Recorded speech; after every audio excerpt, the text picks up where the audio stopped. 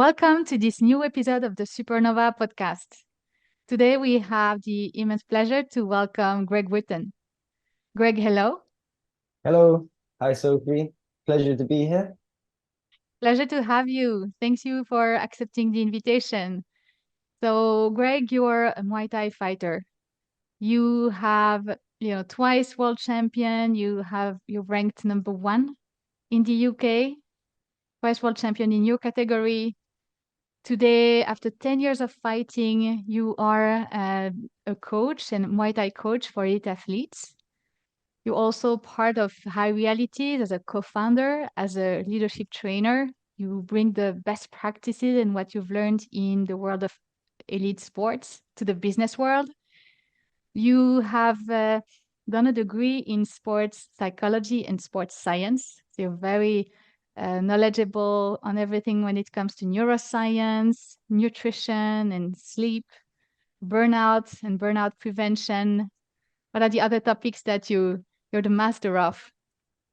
Yeah, those were a lot of the main ones. I was very interested in things that would benefit me with my sporting career. So motivation, I think burnout. I had one of my lecturers was a specialist in burnout, so we focused on that and avoiding that, or being aware of those kind of things. But yeah, also biomechanics. We did a lot on movements and movement of the body and forces and things. So, but I tended to favor and be more interested in the sports psychology elements. Yeah. Uh-huh. I'm just very curious because, having dedicated so many years to boxing, what initially drove you to that sport? Yeah, well, I actually used to play football. I used to play football a lot as a child, up until 12, 13 years old. And I sort of fell out of love with the game a bit because it became very pressurized, and it was at the point of sort of looking to be scouted by a professional team or something.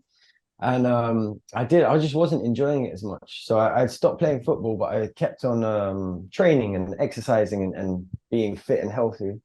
Then I had a friend at school that really influenced me to take up martial arts. So he was he was an Afghan boy. His name was Mohammed Masood, and he had come to England sort of illegally. He got sent to London for his own safety, and he was super disciplined, very diligent, very hardworking, very focused on becoming a doctor. But he was also a martial artist, and he trained in Taekwondo, which is the Korean martial art, mostly kicking. But I remember sort of seeing him, the way he carried himself in his studies, but then also the confidence he had when it came to defending himself. So the school and the area that I grew up in was quite rough, and there was It was in London, right? yes, yeah, it was in London. So it was a little bit rough anyway, but there was a few occasions where I saw Mohammed Masood just defend himself when he needed to, and it was really inspiring to see he had these life skills, and it gave him so much. Whereas playing football was giving like social status, so sort of Mm-hmm. people respected you, but it wasn't much more than that. It didn't really give much more. So I was quite interested straight away there and quite inspired to start up martial arts. And then I had another friend who was doing this thing called Muay Thai, and he said, come along. So I went to try it out, and straight away I sort of really I saw the sort of power. I was blown away by the power that the body could create. I was blown away by all the different people in there, because it was I actually went from one side of the city to the other to train, but there were big people, small people, there were men, there were women, all people from different backgrounds and classes, and everybody was training together. How old were you at the time? I was 15 years old at the time. Uh-huh. Yeah, 15. So I was still in school studying, and it was just really exciting. I previously I tried a couple different martial arts. So I tried boxing, and I didn't really enjoy that so much. I remember the coaches didn't really show me much technique, and I sort of got put in the ring, and I got beaten up by some of these Irish traveler kids who had been boxing from when they were young. So I didn't enjoy that as much. And then I also tried Taekwondo, which was quite the opposite. A lot of technique, a lot of patterns in the air, really disciplined, but also I kind of wanted to learn something practical that I felt I could defend myself with if I needed to. So I felt Mm-hmm. like Taekwondo would take a long time, 15 years or so, to get to the point where I was able to defend myself if I needed to.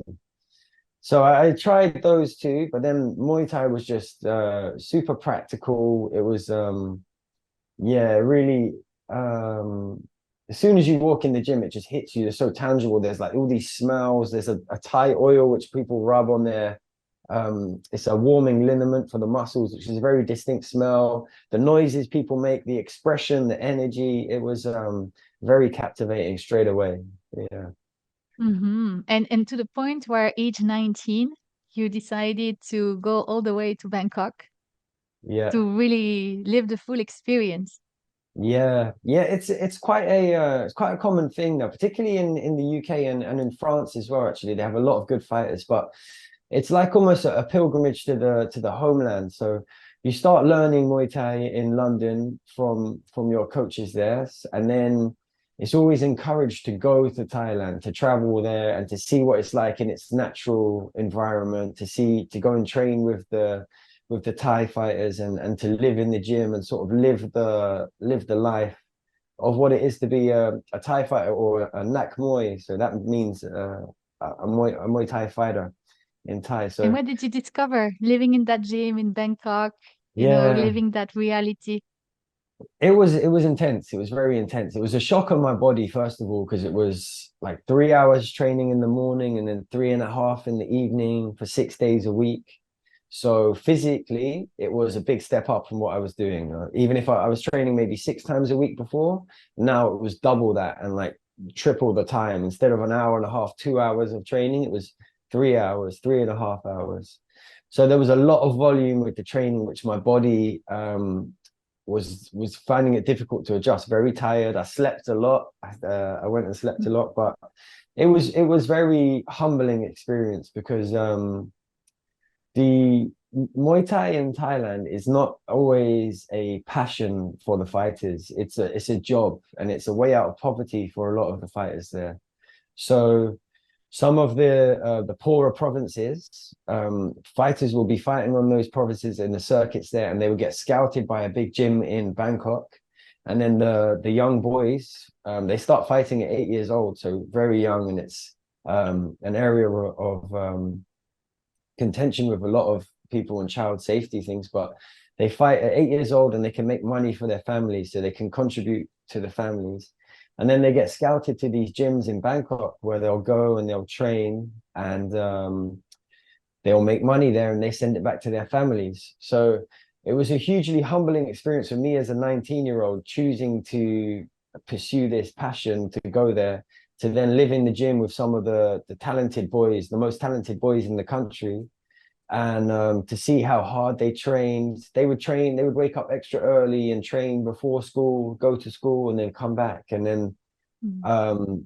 it was, yeah, the training alongside them, alongside also professional fighters. Like while I was there was one of the best in the country was there. He was a Thailand champion. He was a Rajadamnern Stadium champion, which is one of the big, there's two big stadiums in Bangkok. So he was really one of the best in the country and in the world at the time.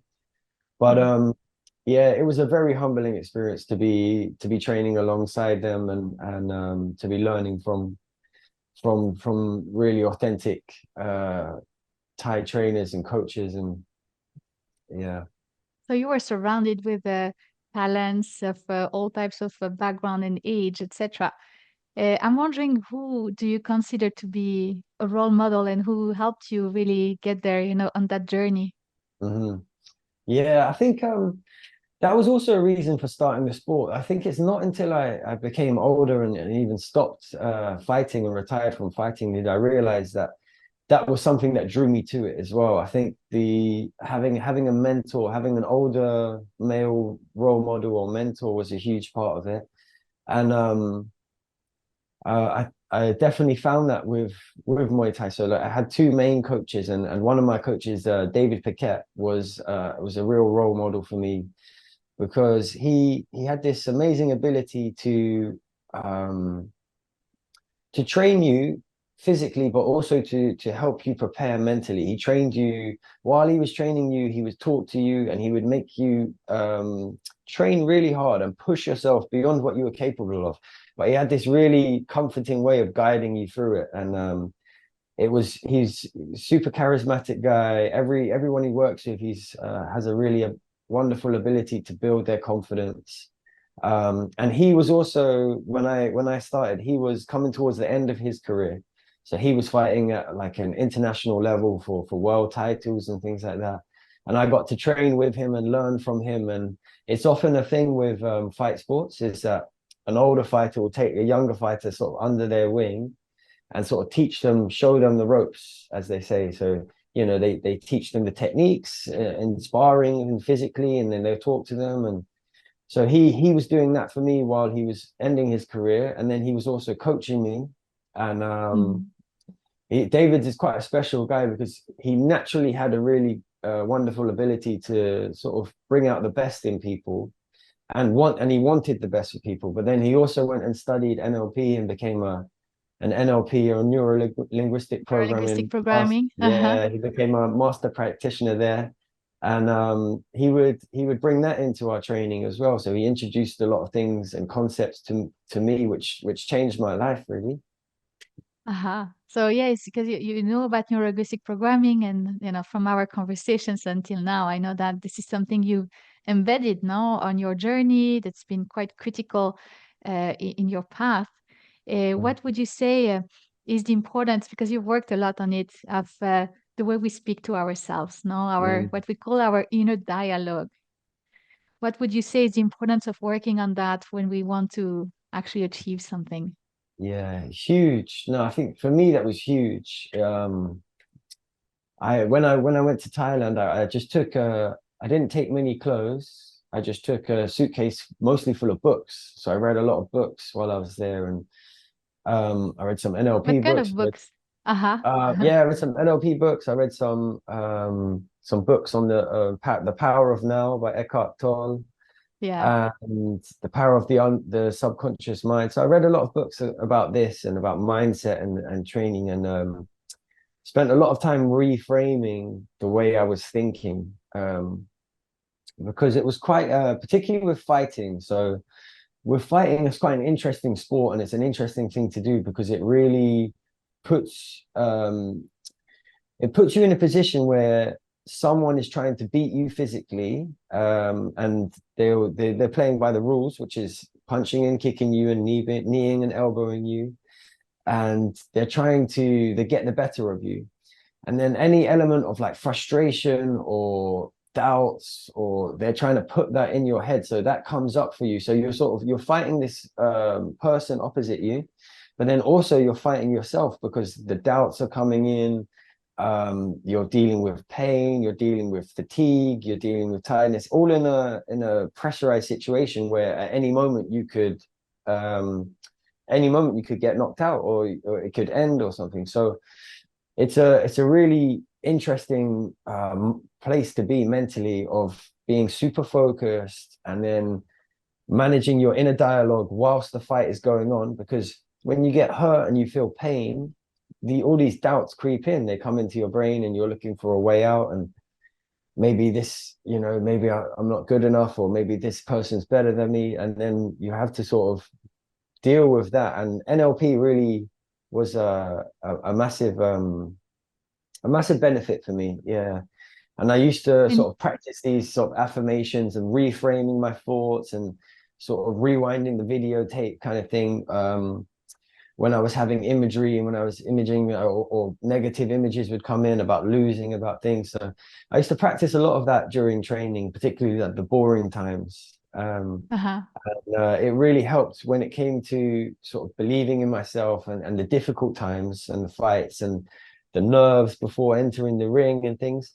That really brought a lot of comfort and a lot of um, strength through that process. Yeah. You've ever thought of giving up? Yeah, definitely. I think giving up was on the cards quite a few times. In So with Muay Thai, it's not the most financially rewarding sport. So Mhm. it's you train just as hard, if not harder, than a lot of athletes in other sports. But it's currently, actually, at the moment, is one of the best times for it. There's a large promotion which is paying fight as well. So there's more money in the sport at the moment. But when I was competing, there wasn't really much financial reward. So part of the challenge with being a Muay Thai fighter and sort of pursuing your dream and passion was also funding it. So, you know, that became almost as difficult as the training. So it was like earning enough money to allow you to have the time to train and have the time to rest as well, the time to eat well, to pay your different coaches, to see At to an get age where motivated. everybody is just enjoying Yeah, themselves and going out, right? yeah. So there was that, and there was the temptation of sort of feeling, as a young, being 20, 21, whatever, I was, all my friends were going out partying and drinking and having relationships and things. So there was a lot of things which were quite tempting in the back of my mind. But I was also, I'd chosen to do this and follow this, and it was, it was still, I was still my passion. It was still something during that time, even the most difficult times, waking up in the morning was still quite easy. It was, Mm. I had such a purpose and I had such a goal and a vision to be the best I could be, and to sort of to accomplish my goals, which were like to fight some of the best in the world, to win world titles, to beat good people, to beat good fighters, and to do so whilst keeping my friends and family close. So I had these goals, and waking up, even though I was super tired and exhausted, more tired than I've ever been since. I don't have any children, so we'll see about that. I hear that's a whole new level of tiredness once you have Not children. yet, not yet. Not yet, But not Greg, yet. you say it's they were not sacrifices, they were choices. Yeah, I think honestly at the time I used to think of them as sacrifices. I used to feel like, I'm sacrificing not eating a lot of food as well. Sometimes, you have to be on a strict diet. And I was quite a low weight class for my height. So I was having to keep my weight down. So a lot of my sort of 20s, I was on a diet really. I was trying to have low calories, and then, saying, avoiding desserts and sugary food. So that's mentally is very tough. But in as I grew older, I realized these aren't actually sacrifices. I was just choosing to do something else, and I Mm. was choosing um, a different path. I think of them as sacrifices was often quite sort of it made me feel kind of a bit justified in feeling Frustrated, wanting, maybe? yeah, Uh-huh. frustrated, or yeah, tired. I felt quite justified by think of them as sacrifices, but I was actually just choosing something else. Uh-huh. And yeah, I don't have any regrets for that. It was very difficult. It was very difficult, and that was also a part of what the doubts and the thinking about quitting, sort of like having to be on a diet regularly, sort of being constantly tired with training because you're pushing your body to its limits, and then there's injuries that come along sometimes, and then financially, working a job, trying to find a job where you could work and it allows you enough time to train and compete with the best in the world. So it was very challenging, but also it was special to be able to chase this thing. Yeah. Uh-huh. So you worked a lot on your body, on your financial situation, on your mind. Mm. And you say it very, very, very openly that you came up with this character, no? You really worked on your inputs, you said your brain. Can you develop a little bit on this and how you tricked Yeah. your mind towards becoming someone else? Yeah. I often felt sort of as I was sort of going on this journey. So being totally honest, I never had when I started, I didn't want to be a fighter. I never thought about being a fighter. I never thought about being a champion. I've heard in a lot of interviews with some boxers and some fighters that they always wanted to be a world champion.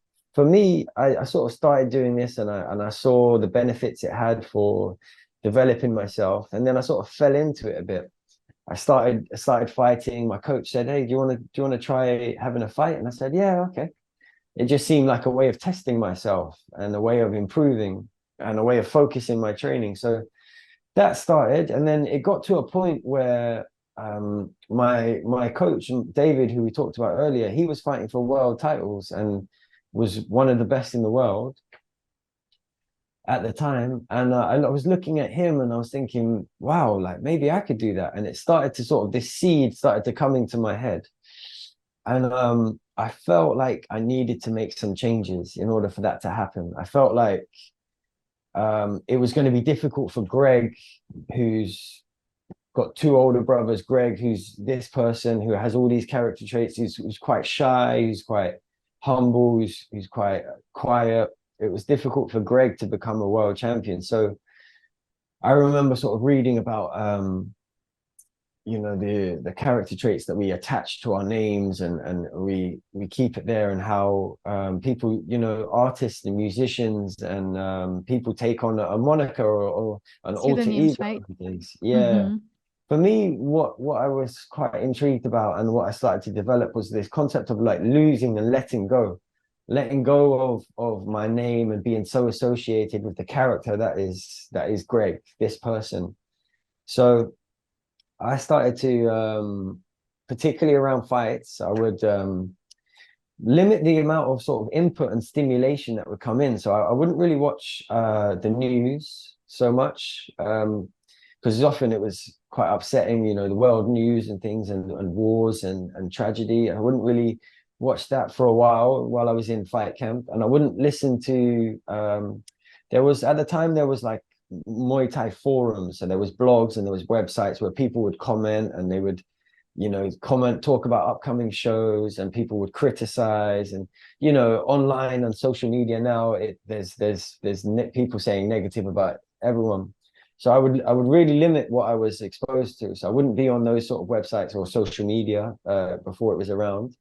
And I would think of myself as not having a name, and think of myself as being limitless. And that really allowed me to go. I felt like I was free to then go and do and accomplish anything, really.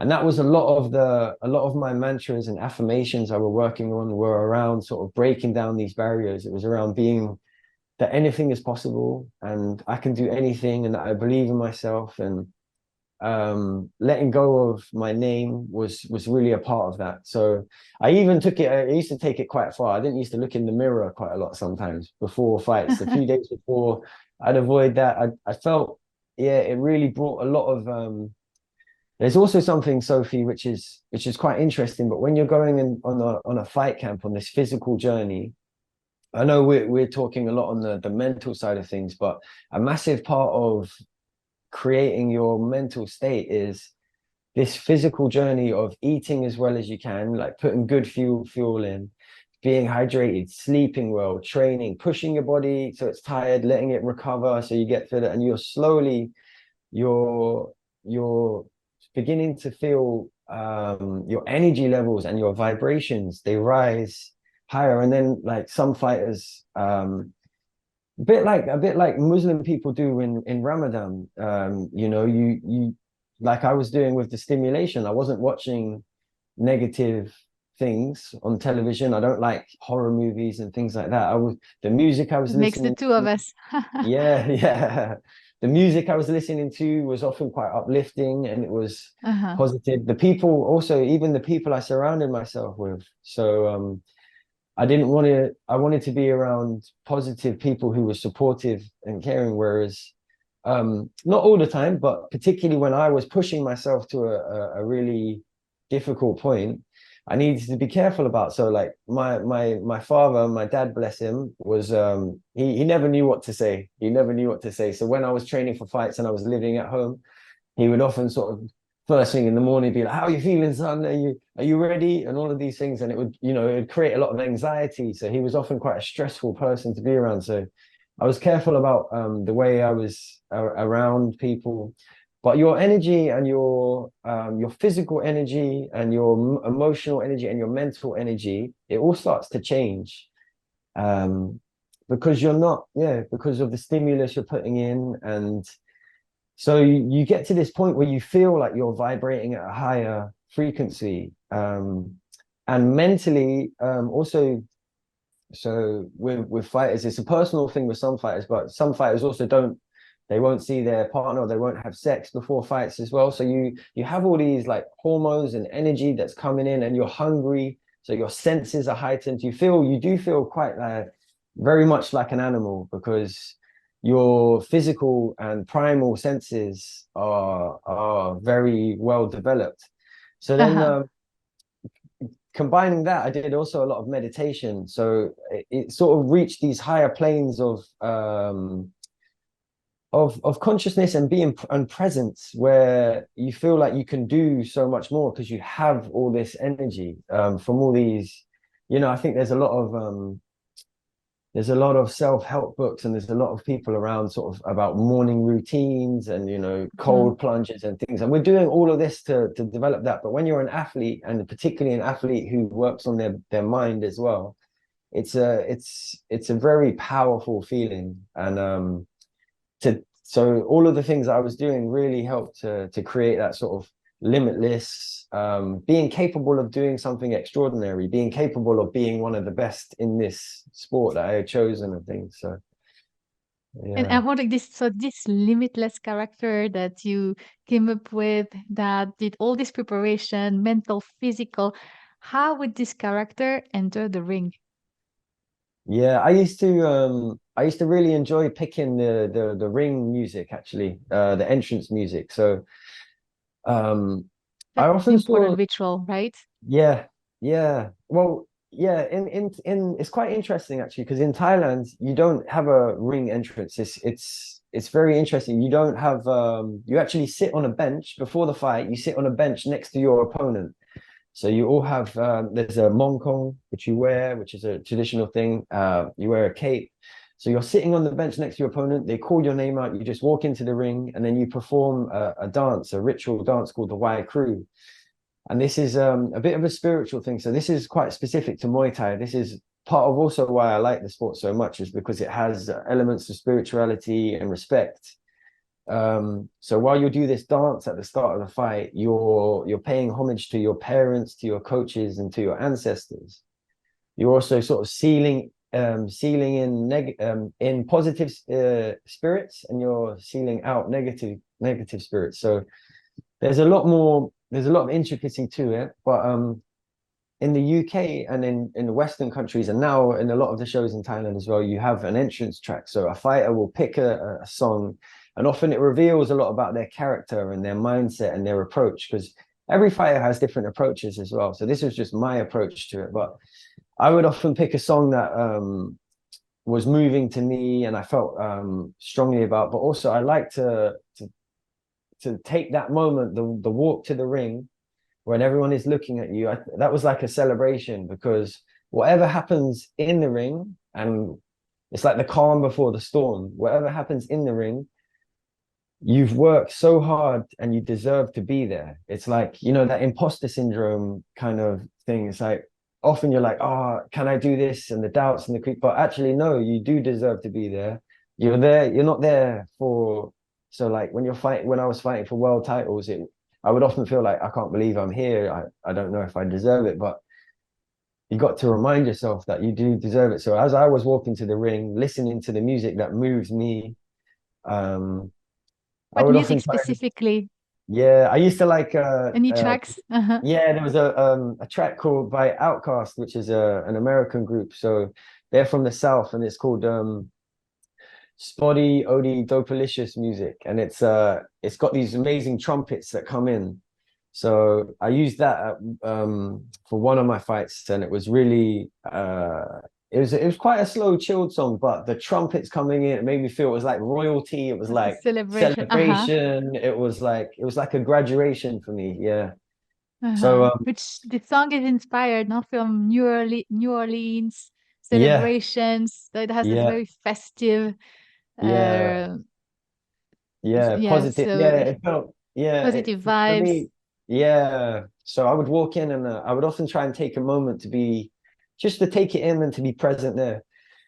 Um, because you never know what's going to happen after that. Like, I've been knocked out once, I've lost 4 times, and then I've won 31 times, but you never know how difficult the fight is going to be. You never know. It's also when you're in the ring, you don't know how you're going to react. So every time you step in there, it's a journey of self-discovery. And you hope you react and you prepare to react in a certain way. But if you come up against somebody who wants to win just as much as you or more than you, and they're stronger than you or they're more skilled than you, it's like you have to find a way, and you hope you're going to react in the way that you would like to. Everyone would like to think that they're brave, or every fighter would like to think that they're brave and they're going to get up if they get knocked down, but you don't know until the time, and you don't know until that moment there. So the walk into the ring is a real special moment, and it's like one of the, I'm coaching now, so when I coach fighters on the way there, I try and encourage them to breathe first of all, because usually they're stressed and highly set, but to breathe, but to also, this is a special moment in life, in that you never, this is one of the most intense and sort of most present moments for some people. I think getting married might be some for like people that don't compete or haven't really been in a position in the spotlight.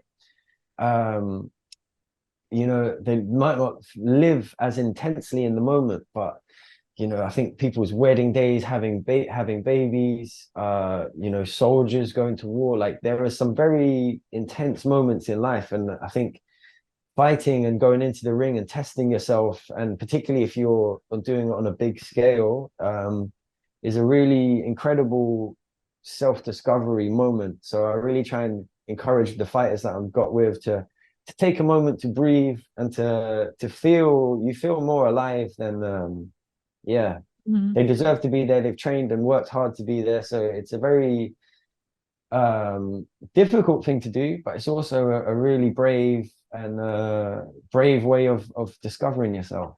Yeah.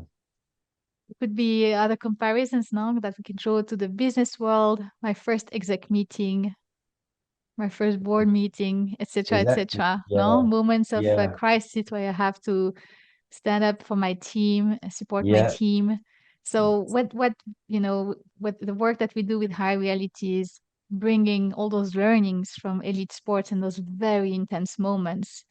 What do you usually teach to business leaders to help, Yeah. cope with those very stressful moments Yeah. Well, we and have to a few. perform, obviously. Uh-huh. Yeah, we have a few techniques. So there's some techniques which you can do to help in the short term. So like there's some breathing techniques you can do. There's the day before, so there's some visualization techniques you can do you're just trying to put yourself in the best possible position mentally and physically, um to deliver your and perform the way you want to. So there's some short-term techniques that we teach, and there's also longer term stuff that you work on further away. So using the fighting analogy, if you will learn a new technique, a new punch or a new kick or a new way of throwing something, you're not going to learn it in the changing room before the fight and then perform it well in the ring. So there's some techniques that you need to sort of cultivate and develop, like I did with letting go of my name and letting go of the character. So in order to become a champion or fight some of the best Thai fighters out there, I needed to do that. So there's some techniques that we're teaching further away from the performance time, and then there's some acute ones. So we work on that, and then also a massive part of what I'm a big proponent of now is sustainable high performance. Hmm. Because for people with for the corporate athletes, man, you have to perform all day long, 6 days a Never week stops. sometimes. Yeah, it never stops. Uh-huh. So with athletes, you perform, you're done, you rest, you rebuild, you come back. So you get time off.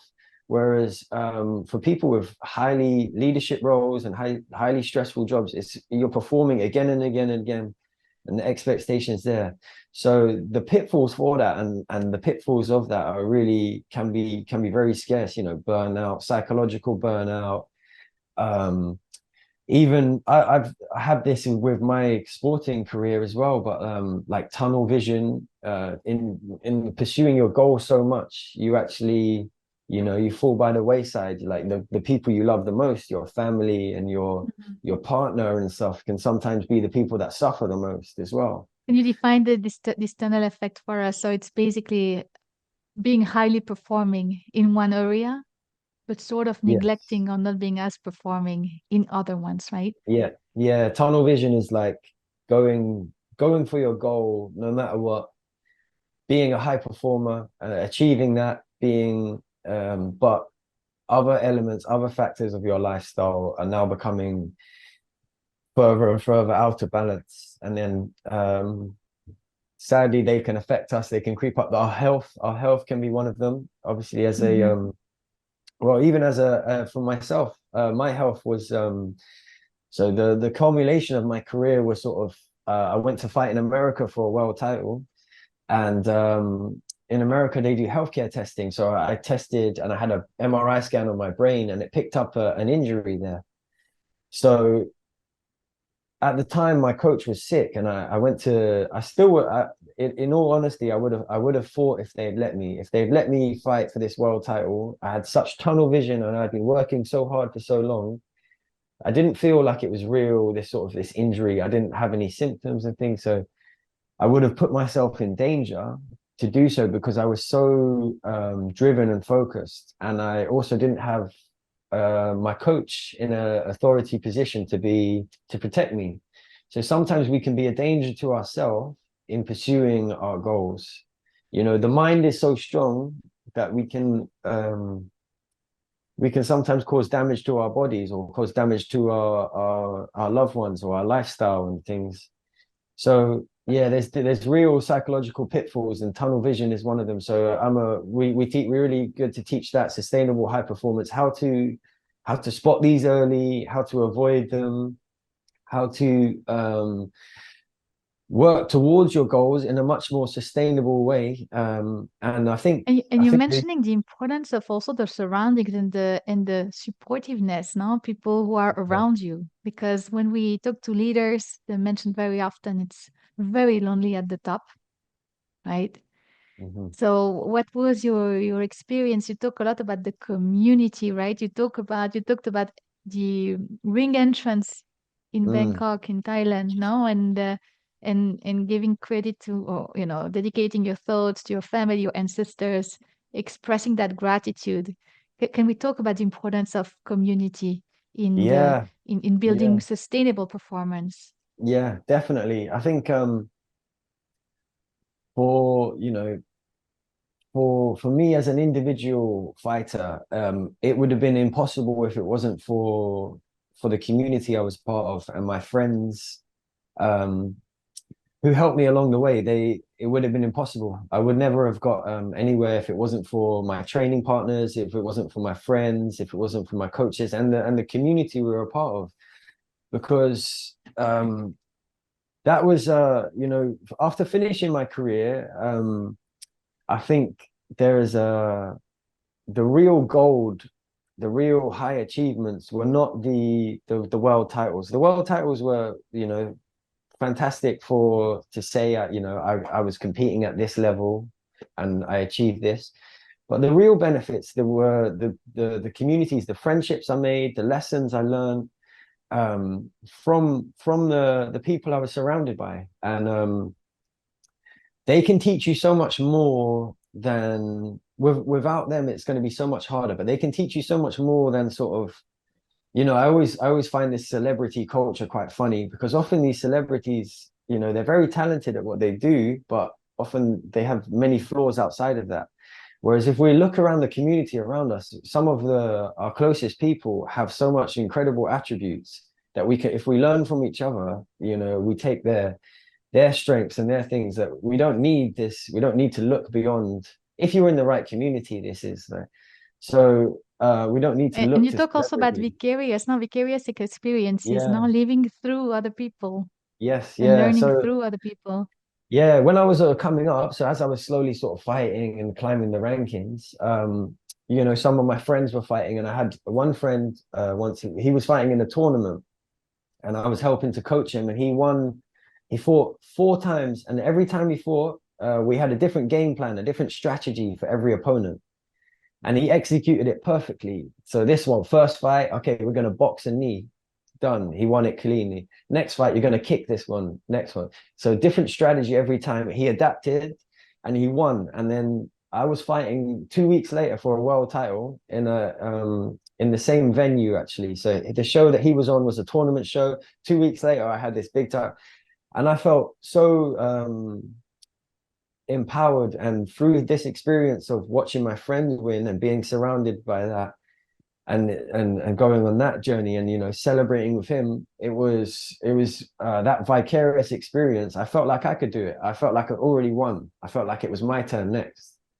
And so there were a lot of experiences like that which were really inspiring, and that's why it was so important to be a part of a community around people who were similar dreams, similar passions, who had chosen to live like the martial arts life, so to speak, which was live with integrity and value, and work hard, and be respectful, and all of these things, and then achieve your goals. So it was I think when it comes to the boardroom and leaders, I interestingly, like, I work with athletes, and I work with some elite level athletes, but also I work with um beginners, and some of the people that I coach are often CEOs.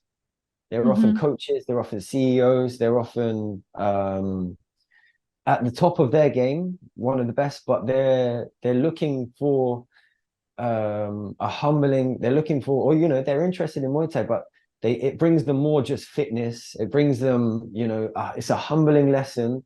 Like, what can you learn when you're the best? It's like you can't necessarily continue to learn, but if you look outside and you practice something, a different sport, a different thing, and then you're a beginner again, it brings you straight back to reality, and it brings you still need to improve your mindset, and you still need to work on to get better.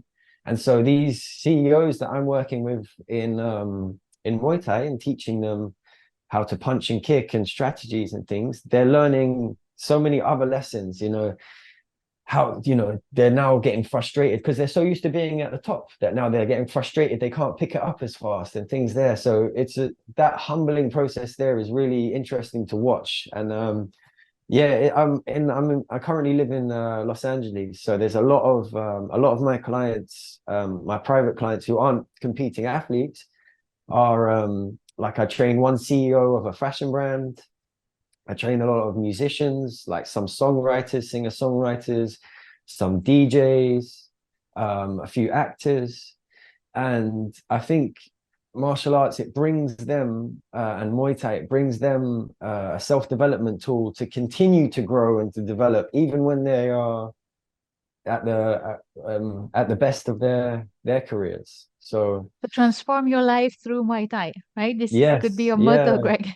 yeah. You can For transform, you can a enrich. Yeah, humbling new learning experience, where you challenge yourself and learn your yeah. limits, right? Yeah, and the fantastic thing, like one of the things I enjoy so much about coaching people, in all contexts, really, coaching people in corporate environments, coaching people as athletes, coaching people as beginners, is to discover how strong we are. So it doesn't matter your size necessarily.